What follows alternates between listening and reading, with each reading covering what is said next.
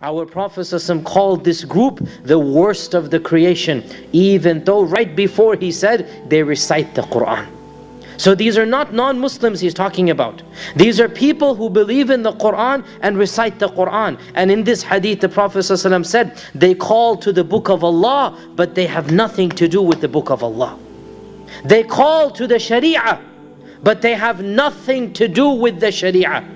Pay attention to the words of our Prophet ﷺ. He is predicting a group that is calling to the book of Allah, to the Sharia, but he himself said they have nothing to do with the Sharia. And our Prophet ﷺ said, those who fight them are closer to the book of Allah than they are. Meaning those who oppose these groups, they have more to do with the Sharia than this group. Our Prophet ﷺ predicted in the hadith in Musnad Imam Ahmad that this group will continue to rise forth until the day of judgment.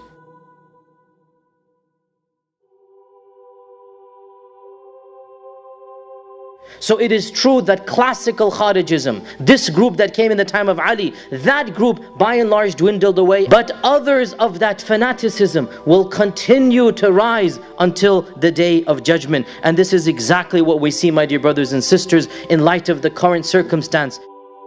Hundreds and thousands of those who oppose these groups, Sunni and Shia, Muslim and non-Muslim, men, women and children, they have all been butchered by these people who are claiming to want the Sharia, claiming to want the Khilafah, claiming to want the book of Allah subhanahu wa ta'ala. And yet exactly as our Prophet ﷺ said, their speech is flowery, but their actions have nothing to do with me. Exactly as our Prophet ﷺ said, their actions demonstrate they leave this religion like an arrow leaves its prey. Just like the Kharijites of old, anybody who opposes them, automatically he becomes a kafir. You cannot have disagreement with these people. And wallahi, I and every single da'i and caller to Islam who has criticized them, look at our Twitter accounts that respond back to us and Facebook comments from the supporters of this group. You kafir, you sellout, you American dog, you this, you that. There can be no disagreement. Instantly you become a non-Muslim. And I have gotten death threats myself, and I know others who have criticized them have gotten death threats online from these fanatics. Subhanallah, we are only saying don't kill innocent people. Even if you disagree with this, does that mean you're going to now call us kafir and munafiq? But this is the mentality of Kharijites, that it's black and white, the world. You're either with us or you're against us. And this is not the mentality of a Muslim with a different opinion. Ya akhi, our religion has differences of opinion in it. Suppose I disagree with one act, doesn't make me a non-Muslim. Why can't we find any learned Islamic scholars or imams in the Islamic world who endorse ISIS? Al-Azhar University, Ayman, the most prestigious seat of learning in Sunni Islam, says ISIS follows a false Islam. The Grand Mufti of Saudi Arabia, he says ISIS is the #1 enemy of Islam. And the problem here is they call themselves Islamic. They tell Western journalists we're very serious about our faith. And we kind of believe them and start doing their PR for them, which I think is a mistake. Islam is already under the pump. Media spreading a very, very, very, very dangerous wave of Islamophobia. It's abundant, it's around us, vilification of Islam and anything Islamic. Even halal food, they're trying to criticize and attack now. So, of course, people that hate this religion, people that are against this religion, any enemy of this religion, you're adding fuel to the fire that already exists.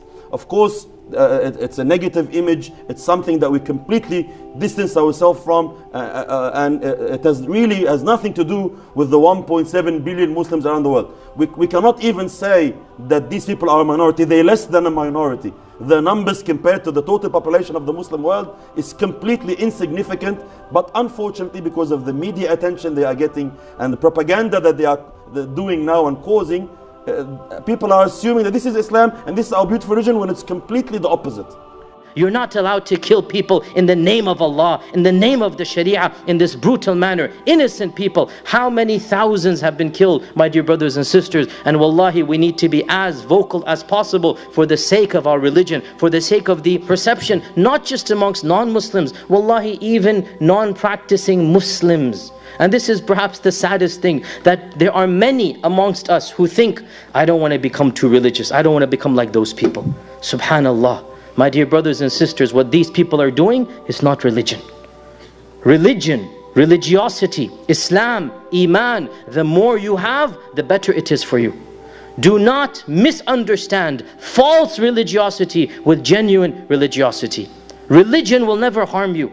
Quran is never going to hurt you. Following the Prophet ﷺ is always beneficial. These people do not represent our religion. Our Prophet ﷺ was the most religious man, and yet he was a mercy to the world. He was the most religious man, and yet he was a mercy to the world. Religion is nothing but good if it is done properly. There are people in the world of Islam who do act in a manner that is against Islam, which you can label as terrorism. No doubt in my mind. I know it, you know it. There's no point in denying it. But it is not fair to judge Islam per the actions of some Muslims. Otherwise, all Christians are crusaders. But they're not.